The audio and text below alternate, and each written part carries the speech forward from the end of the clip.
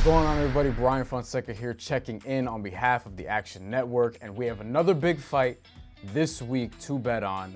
This one featuring Jake Paul, now a divisive character who is very much steamrolled into the boxing world, but this week he is going to fight a quote-unquote real boxer in Andre August. Jake Paul, 7-1 with 4 knockouts, most recently defeated Nate Diaz this past summer, and Andre August comes into this bout 10-1-1 with 5 knockouts, and also most recently got a victory this past summer.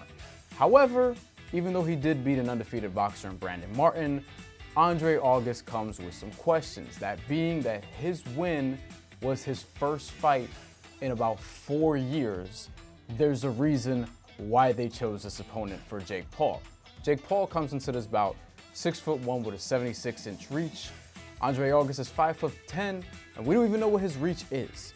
And that's a problem because if you were a fighter of some sort of stature and of a high profile, we would know how long your arms are.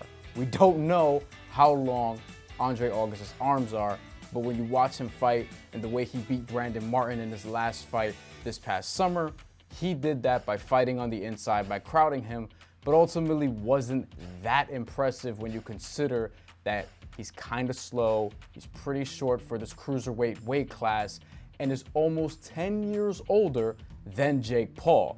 Again, there's a reason why this opponent was chosen, and Jake Paul is a minus 650 favorite, which tells you all you need to know about the quote-unquote boxer that he is fighting against.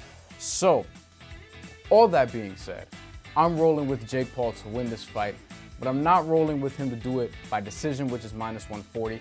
I'm actually gonna pick Jake Paul by knockout at plus 290, depending on where you look. And I would say that it's disappointing if he doesn't win by knockout, because this is an opponent tailor-made for what Jake Paul likes to do. Everybody Jake Paul has boxed against has shorter arms than him, except for Anderson Silva, which was a close fight, and Tommy Fury, who actually beat Jake Paul. These hand-picked opponents are hand-picked for a reason. And they found somebody who's shorter, who's older, who's slower, and who has disadvantages in terms of just being in the ring with bigger guys, Jake Paul being one of them.